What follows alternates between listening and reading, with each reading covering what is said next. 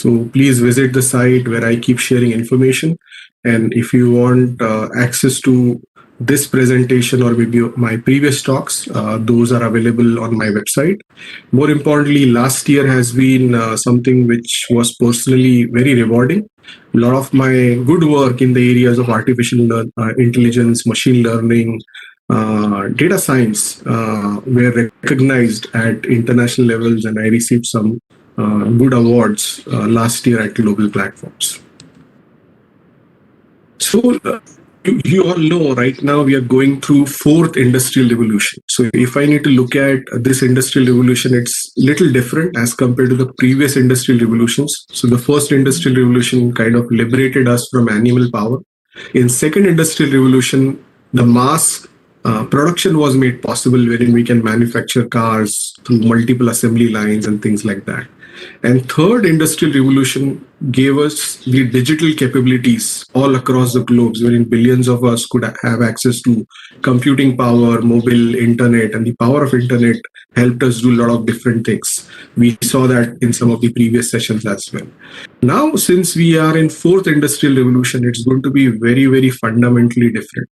And why it is going to be different, if you want to know more about this, I highly recommend that you should read a book, The Fourth Industrial Revolution by Professor Klaus Schwab, who is from World Economic Forum. And we need to remember that this fourth industrial revolution is going to be utilizing various emerging technologies like artificial intelligence, blockchain, Internet of Things, and I can go on, a lot of emerging technologies around that. And what we'll see around us is extreme automation and connectivity. A lot of things what we do now, it's going to be completely changed. And you saw some of the examples in the previous sessions, in a way, how we look at information around us contextually, and how ambient computing and edge computing is going to be playing a significant role. That is something we'll see happening in this fourth industrial revolution. Everything is going to be driven by data, and that data would be processed on those edge devices to get those automated results more quickly, so that we don't need to go back to cloud and do the processing and things like that. And second big change which we'll see in this fourth industrial revolution, and you're already seeing some of the big news coming out in last few months, is around creating cyber physical systems which are going to be driven by artificial intelligence and robots. So recently Facebook has renamed itself as a Meta, and everyone is trying to create a metaverse wherein we'll be living in our physical world, but there is going to be a virtual world around us, and it's going to be some kind of convergence between these two. And that's where we'll see cyber physical systems which will be driven by AI and other systems. And a lot of things what we do now in the physical world could be actually done in the virtual world, in the metaverse, and we'll get the results in our physical world and things like that. So a lot of innovations are happening around that side. Again, one thing we need to keep in mind, right? The way we comprehend that data, we can't index and classify that data as we used to do in past. And as you also saw in Sandeep's presentation, we also have contextually a lot of problems, right? In a way, when we look at natural language processing. So someone might be speaking in English, right? Just not plain English or maybe plain Hindi. So that also creates a lot of problem. And mining such data is again a very hard task. And that cannot be done using the traditional techniques what we have. And that's where AI is going to play a big role, as we saw in some of the examples of GPT-3 and other places, wherein we are creating conversational bots, wherein we are able to comprehend the data, right, using these AI/ML models. And we are able to bring out meaningful information, which is valuable for us.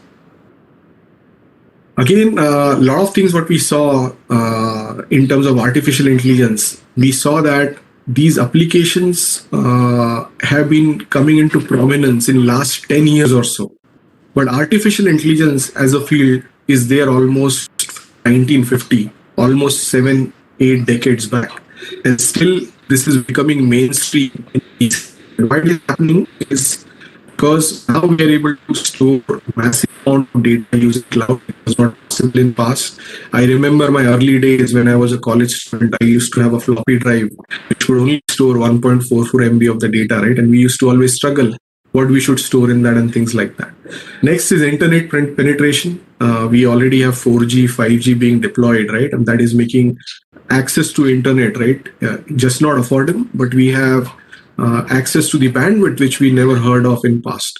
Even I talk to some of my friends out of India, right? They keep complaining the kind of bandwidth they have in their countries. And maybe when they were here in India, right, they could see the computing power, maybe the computing power and the internet power and the speed was much faster as compared to maybe the other developed nations where they are. And kudos to the Indian government and the private players, right, that we are seeing those transformation happening more quickly, and that is helping us develop some of the applications where we need these things. Third thing is faster computing, as we have access to cloud. Basically, anyone and everyone can make use of power of cloud and the services which are available in cloud to solve any complex problems. So I feel there is a level play between startups and all established enterprises, wherein they also have access to same tools. And as startups or students or people like you and me who are researchers, they have also got access to same tools, and which can be again accessed at an affordable cost.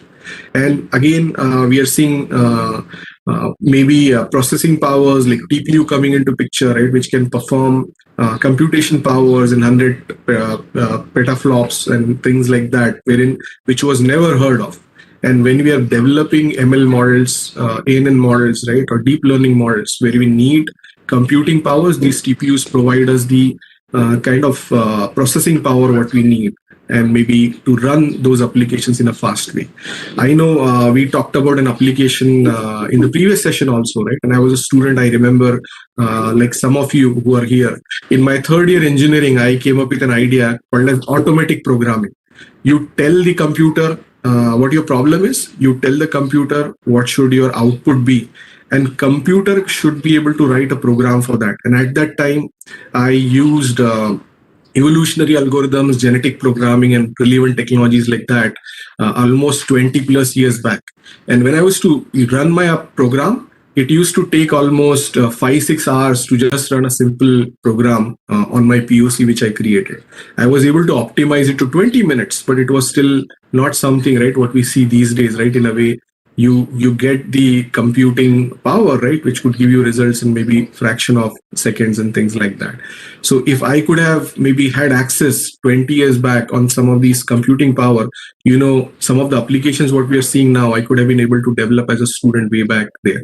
So you have all the access, all the advantage which is available, and that's where it's important, right, that okay, we need to maybe utilize the potential of resources and tools which are available to us, maybe to create and innovate and come up with new ideas which is going to set you apart.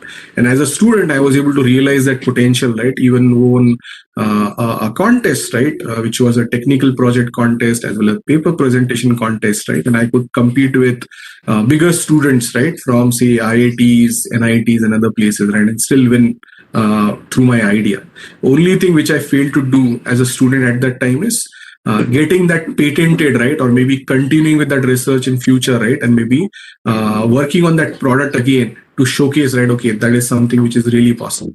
So why I'm giving you my failure as an example here is, if you have an idea, don't drop that, don't shelve it, right, continue to work on it, even though you continue to work on some of the other things which are going to be priority for you.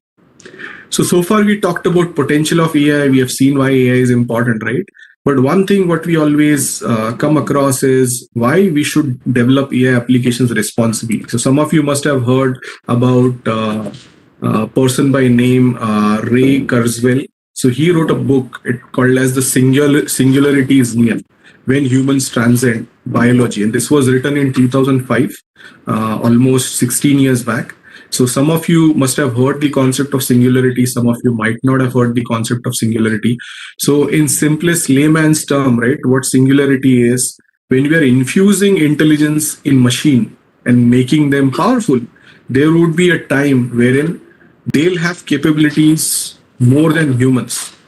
And maybe possibly they would be able to make decisions better than humans, or they might have capabilities better than humans. So there is a fear in all of us that if that point comes, the machines might think that, okay, they are superior to humans and they might take control over us. And we have seen a lot of Hollywood movies wherein this has happened. Maybe if you are not seeing some of the movies like Eagle Eye, and I can go in, this has been shown what actually would happen to planet, universe, right? And in a way, things like that.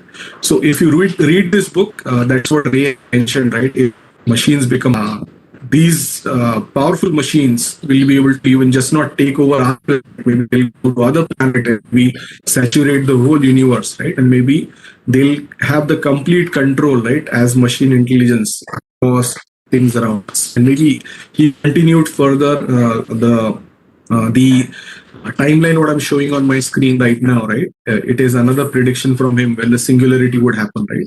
So according to him, we are not very far. It might happen in another 10 to 15 years. And why it would happen? The way he has showcased already, some of the things that already are happening, wherein we are able to implant a chip in a mouse, we are able to control it. We have companies like Neuralink, which are created by Elon Musk, wherein they are trying to use that technology for betterment. But as we all know, any technology which has a good side would have a negative side also. So that is what we need to remember, and that's why we need to care about responsible AI. So all AI systems could act autonomously in our world. Eventually, these AI systems are going to become better, and they're going to be able to take decisions better than humans. We need to always ensure that there is a purpose which we put into these machines, and that purpose needs to be what we want what we want us what we want from our side these machines should do. It should not be that okay, they should be able to think and do certain things on their own. There needs to be always human in the loop. That is something we need to remember. Even if we don't do this human in the loop concept, we are going to be getting into the singularity very soon. And that's why responsible AI is very important. So if you look at AI and ML, so AI is more about what, right? And we are probabilistic in nature. But machine learning is more about how, right? And we try to look at the data, and based on that data, we can basically do lot more things, right? Looking at the different use cases what we have, right? So AI basically has a lot of potential use cases, right? It is transforming everything as we are seeing around us, right? But at the same time, we need to ask some questions. So some of the prominent questions are, should we allow AI to do everything on its own? Who should be the decision maker, right? When we are making certain decisions using these AI ML based systems, what data and what values we are considering, whether those values are right or wrong, right? What if we are giving right if you're giving right data, and at the same time someone is trying to give wrong data to your AI and ML based system, what are going to be the repercussions of that? Again, if the some kind of dilemma, how that system should behave, how it should handle that dilemma, and a lot of prioritization should happen around that. So if I need to give you some example, right, if you're building an AI/ML system which just gives movies recommendation to use on, say, suppose Amazon Prime or Netflix, so the recommendation, even if it is a wrong recommendation, it's not going to have a big impact on all of us.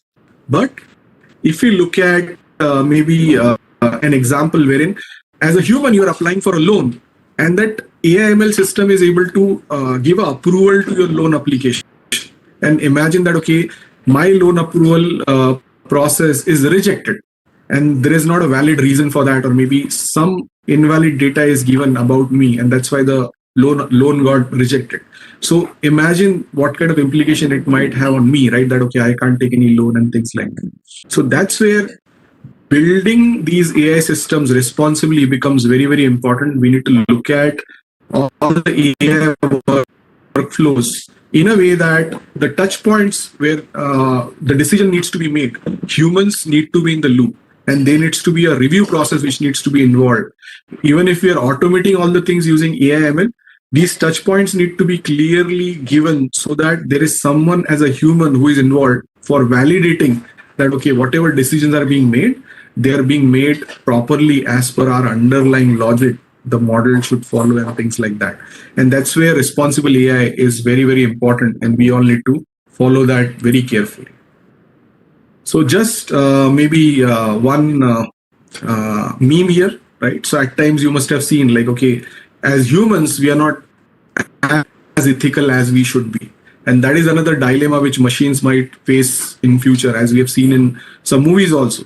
In a way, when some of these robots look at humans, some people are good they look to them ethical, but some people are not good. But imagine if they're not, if these machines are not able to look at good or bad, right? And to make decisions on their own. So instead of learning good things, they start learning bad things and what impact it might have. Something like in a meme, what is shown here, right? A doctor is going to give a prescription only when he's going to get certain likes to the prescription, what he's giving, and things like that. So that is something, again, we may need to keep in mind. So a lot of you might be thinking, right, in a way, why we should be worrying about some of these things. So there are certain recent AI projects which are very, very mainstream, being used very heavily. And we have seen some issues, big issues in those projects. So one example is, one of the best autonomous cars, which are being built and being shipped, maybe possibly world now, is by Tesla. And they have maybe all different varieties, right? They have models like Y, X, S, and I can go on, right? And these cars are in mainstream use for a lot of time now. But there had been almost 11 crashes involving these Tesla cars since 2018, when the car was running in autopilot mode. Even there was an incident wherein no one was in the car and the car hit two people and they were dead. So those all things are getting investigated in terms of, okay, why that happened, why this autopilot is something which is not working. And this news what I'm sharing it's not very old. This is from August 2021. And this investigation is still going on, and you can read more about these incidences on the link which I've shared. Next example is, again, in this photo, if you look at, one person is being recognized as a human, but in the other case on the right hand side, somehow that person is able to fool the SOTA model and is not able to be recognized. So imagine the SOTA model is something which is used across almost a variety of autonomous vehicles, even a lot of other places. And we are able to fool the SOTA model by just putting a cloak, and maybe we are able to make ourselves invisible. So imagine if the guy who is not being recognized in this photo, he's a thief and he's trying to maybe get into a high security building which is only being monitored, right, by some kind of cameras, right? And cameras are not able to track him because he has created an invisible cloak, right, using some of the inherent limitations of the recognition techniques, right, the relevant model is using. So this is something, again, there is a research paper available. You can go to the link which I'm showing here on this slide, and you'll find all the details in a way how SOTA model was not able to detect a human and what techniques were followed by relevant researchers. One more example wherein AI project has gone wrong. So in a way, Amazon was responsible to scrap their AI recruiting tool, which was showing bias. So if women applicants were there, somehow that machine learning model which was built for shortlisting of the relevant candidates was not maybe selecting women applicants. And there is a huge uproar about it, and they need to scrap that completely. So that bias is something which is very common. It could be related to gender. It could be about your race, right? It could be about your color. And there's so many examples, right, wherein some of these models, if there is a maybe someone with maybe white face, they're able to classify that properly. But if people with black faces, it's not able to classify. And that's where this becomes very tricky. Another example is Microsoft also created an AI bot called as Stay. And what they did is they used Twitter to teach that bot, right? And what happened is, in single day's time, a lot of people manipulated that bot and they tried to teach negative things to this bot. In a way, negative slangs, bad words, and things like that. So way back in 2016, Microsoft need to basically close that project of AI bot, considering it started acting maybe weirdly and using racist language and things like that. And there are a lot of tweets available online about it. If you go to this link, you'll find what I'm talking about.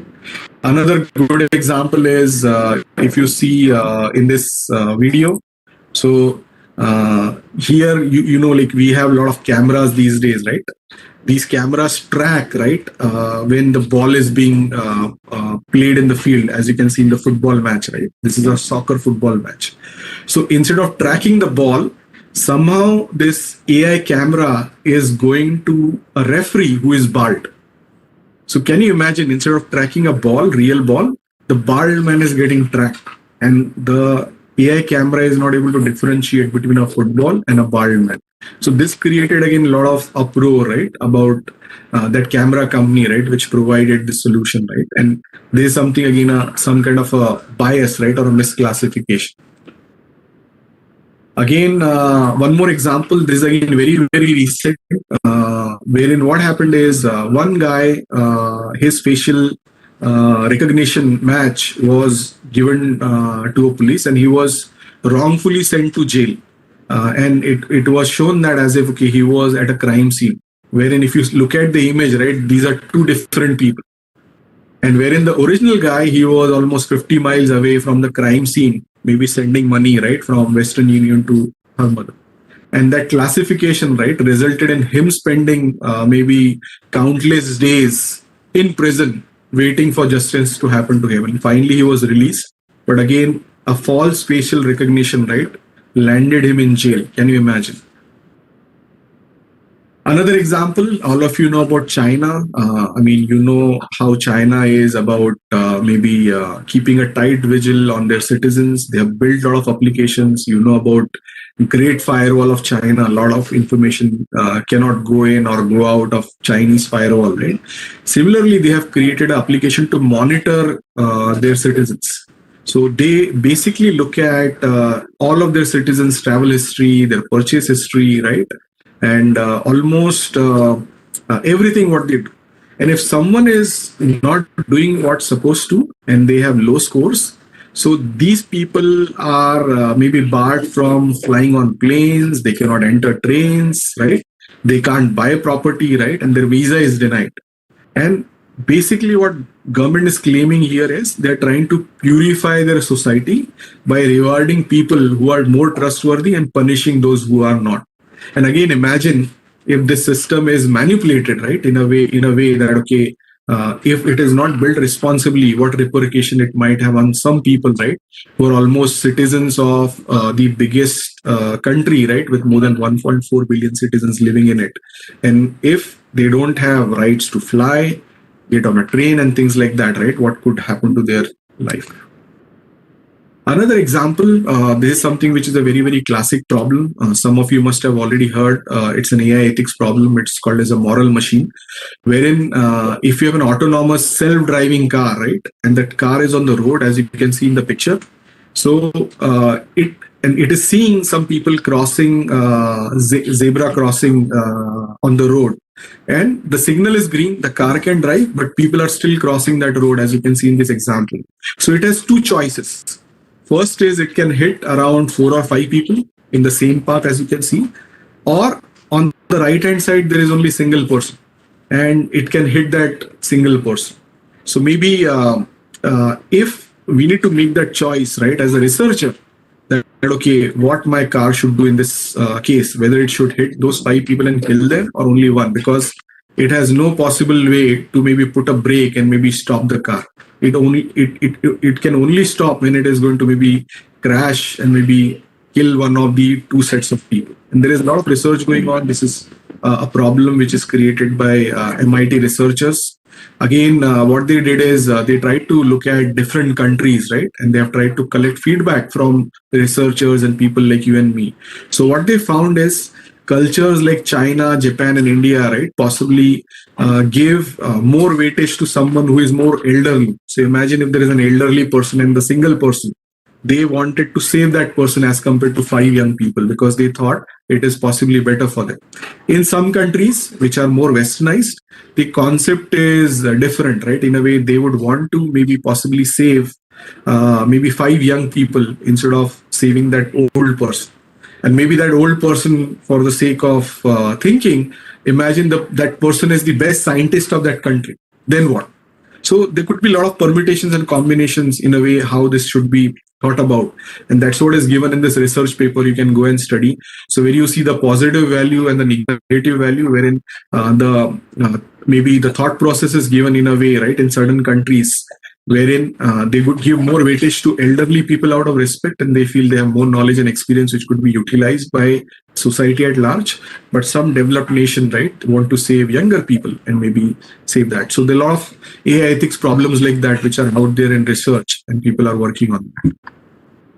Another example, I would say, around AI ethics, there is again a famous movie called as I, Robot. It was released way back in 2004.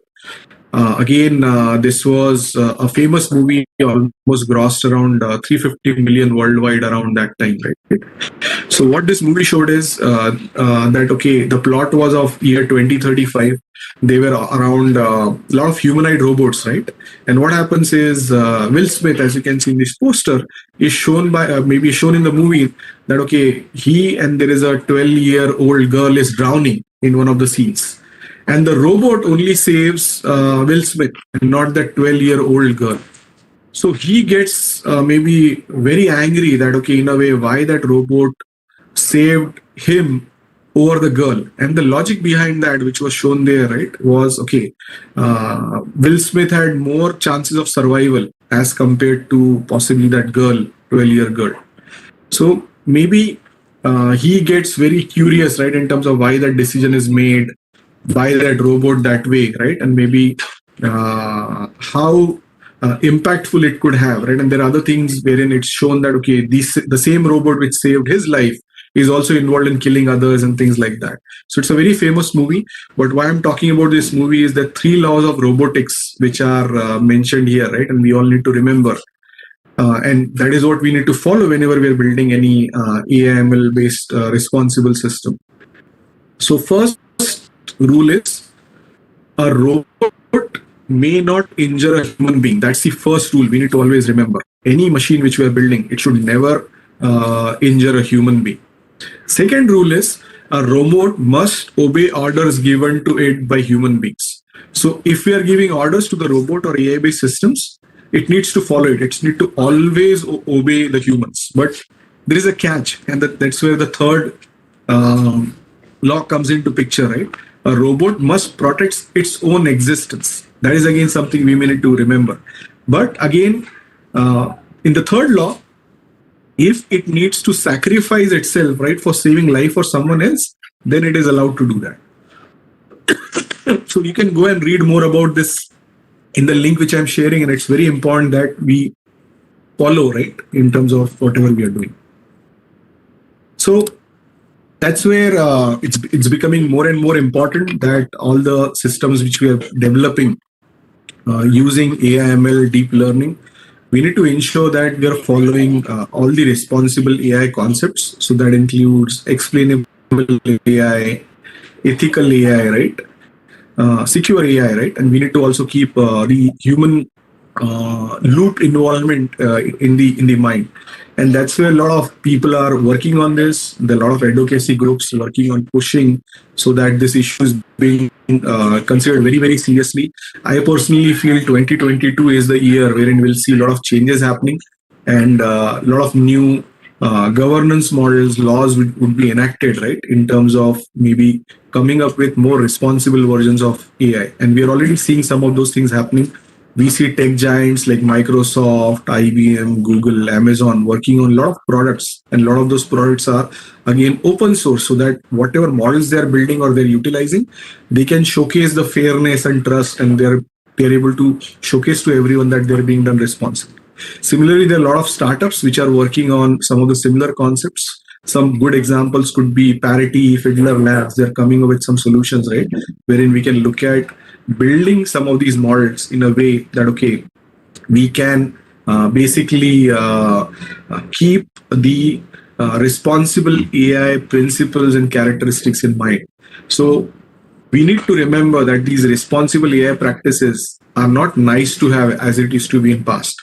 These need to be embedded in our design thinking from day one. Even if you're coming up with an idea, right, you need to keep in mind how these applications would be used positively and not negatively, and how I'm going to follow responsible AI thing. Again, that's where ethical AI systems building ethically is going to be very, very important. We need to keep in mind all the principles, techniques which we need to employ for building these accordingly. And that's where we need to keep responsible innovation in mind. So anything what we are developing, it needs to be developed with a responsibility in mind, right? From the AI perspective, and doing it very, very responsibly and ethically. And everything what you are developing, we need to keep that in our thought process all the time about the fairness, trust, ethics, and all the things in mind. And that's where it's going to be very, very important in future, right? So if I need to give some examples, right, how ethical issues would play a role in AI.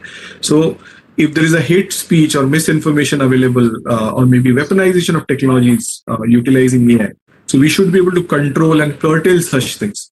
Because one of the big problems what I'm seeing on social media and the false news which is coming out, all these tech giants are still struggling, right, to maybe contain the fake news and wrong information and hate information. We do have some initial versions of AML systems using which we're able to filter it, but still humans need to be involved, right, to maybe do it properly. And that's where it's going to be more important that we are able to build such systems wherein we can prevent maybe hate speeches, misinformation, and false information being shared. Next is infringement on rights and values such as surveillance. I give you an example of China. In a way, if it is not being utilized properly, it could be misused. There are a lot of things happening without our knowledge, where we are the product, we are using free services, but there is a lot of surveillance and privacy issues which are going against us. Again, there could be a lot of unfair discrimination or prejudice, which could be based on the bias of some of the models. That is something, again, we may need to remember. And here is an example of a bias, as you can see. So as you can see in the photo, right, on the left-hand side, the three people who are trying to watch a match which is happening, right? And they have access to, say, suppose, same size stool, right? But one person is tall enough to watch it without a stool, right? So he can give that stool to somebody else, right? And who doesn't have maybe the height or maybe the access to certain things and cannot watch it the way others are able to. So that is what is bias and fairness is about. We need to look at the big spectrum, right? In terms of whatever we are doing, right, in terms of fairness, all the participants and all the people who are utilizing the system, right, they should be treated equally. And we need to remove the bias wherein we are favoring one group or over the other, or one person or the one race over the other, and things like that. And it needs to be equitable. We should be able to give proper treatment to all types of people. So another example of reducing bias, I'm giving a link from Google blog, right? So previously, it used the translation of Google Translate used to be very biased. So as you can see, in this case, he is a doctor. So it used to only give preference to males in the translation. But if you see now, when they got to know about this bias, the translation is giving maybe the text for both males and females in the newer version. So all big companies are working on this so that the bias could be removed and we get better. So here are some more examples. In a way, if we follow the complete end-to-end cycle of developing any ML models or ML applications, what are the various steps?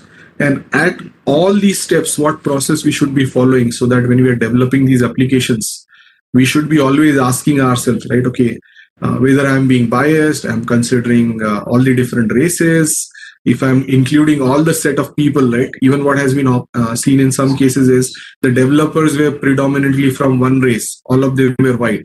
So the data used was for white people, and there was no data for maybe black people being involved.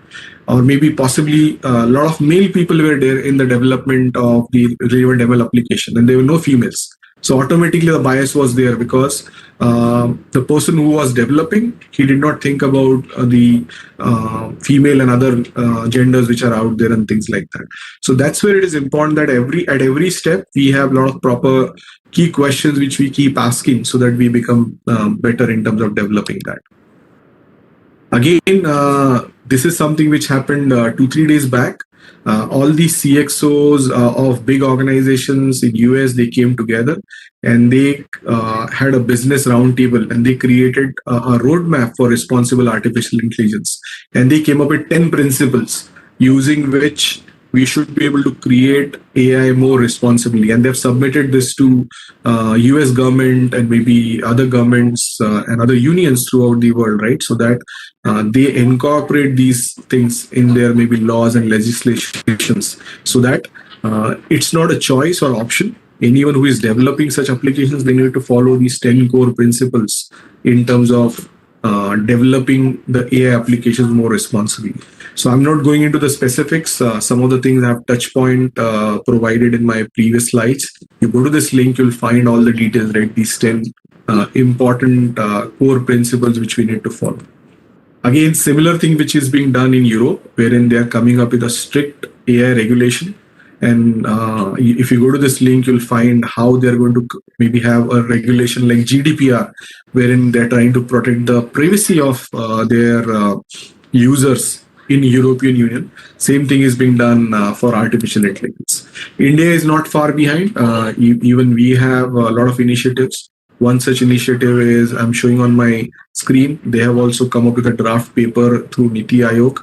This is February 2021. You can see this paper, right? And you'll see how Government of India is trying to get involved and create every ecosystem around developing AI, which is going to be more and more responsible.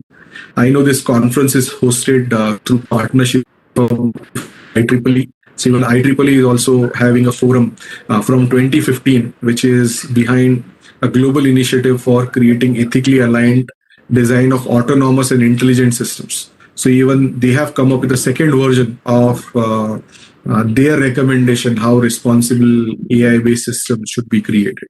So a lot of different initiatives are being taken up so that we can develop systems which are being developed more responsibly now. Here are some more resources wherein if you go to these links, you'll find some additional information, how responsible AI is taking shape, what core principles are involved, what steps are involved. Even you'll find some open source frameworks to maybe benchmark your models in terms of identifying whether there is a bias or we have a fairness and things like that. And there are big companies like Microsoft even have come up with a open source version of some of these RAI based tools which can be used for benchmarking the model what we are creating. So I highly recommend that you should visit this website, right, and maybe try to learn from there. One more thing, very recently I have been appointed as a global community lead for a Global AI Hub, which is a Swiss organization which is based in Switzerland, and they have a goal of training 10 million people worldwide in AI. And one thing which is going to differentiate them is out of that 10 million, they're focusing that 5 million should be women. And I'm very happy that I'm associated with such an organization wherein they have support from Amazon, Google, UiPath, right? And they're global education partners. And one best thing about this Global AI Hub is the courses which are available on their portal are completely free.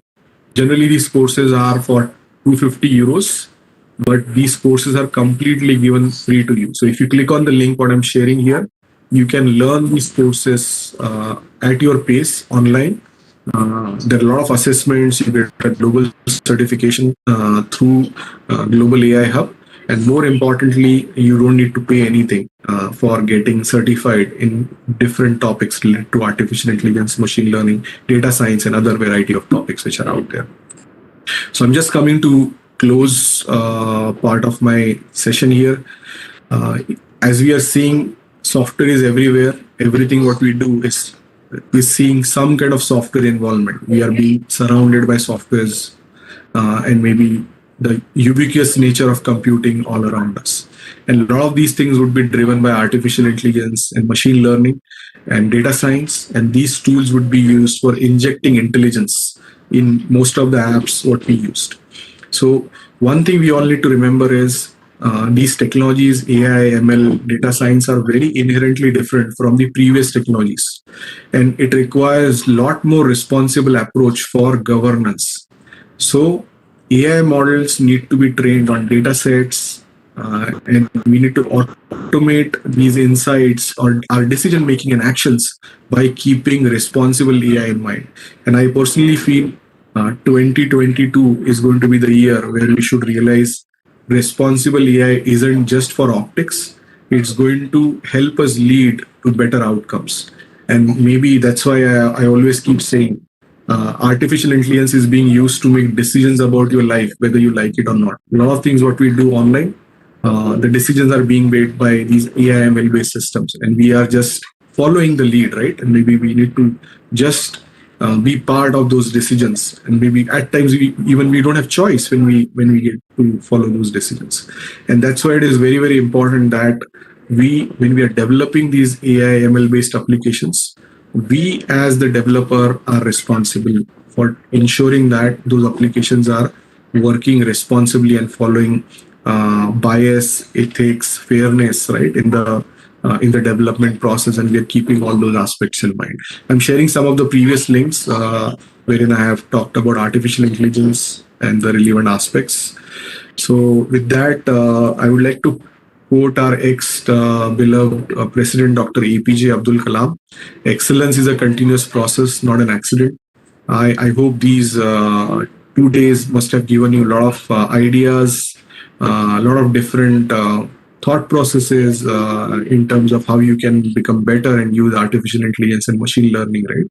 So think through those aspects, continue to believe in your vision, and identify, right, how you can make use of these great technologies, right, to build something which is going to be maybe proud of our nation, and we can use them to maybe make India great.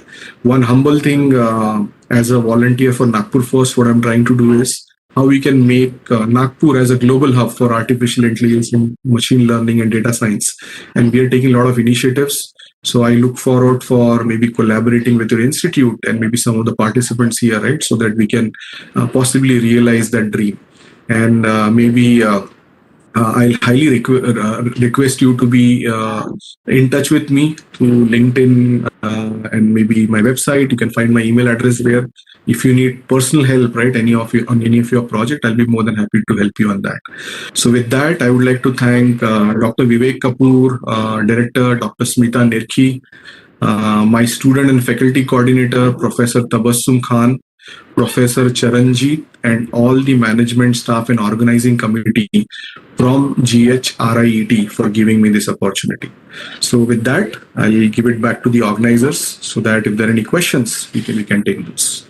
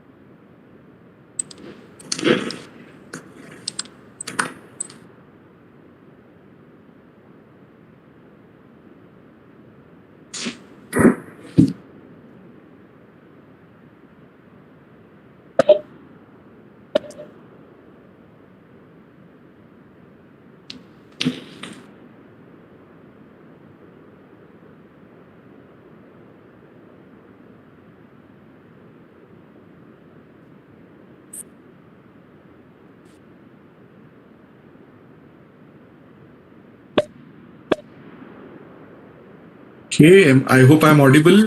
If you guys like the session, you can give a thumbs up, right? Hello. And I have shared the course link in the chat for benefit of everyone. So there are multiple courses which are there. So I highly recommend, right, you should go and check those courses online by clicking on the link. And I hope you find beneficial. If you have any feedback, you can always reach out to me, maybe through LinkedIn, and my email address is on the website. You can go to my website and maybe you can get that. Thank you for that, sir. Responsibility, without a doubt, comes with everything that has been created. Your words would then serve as a constant wake-up call to us of our duties towards AI. Sir, now we humbly present to you a token of appreciation on behalf of the IAIS 2022 for the insightful power talk that you have delivered. It will be mailed to you shortly. Thank you so much. Thanks for the appreciation, and thank you everyone for patient listening. Thank you, sir. We are grateful for the chance to learn and gain knowledge from you at this meeting. The attendance link is already posted in the chat box. You all can access it. Are you all ready for an exciting panel discussion?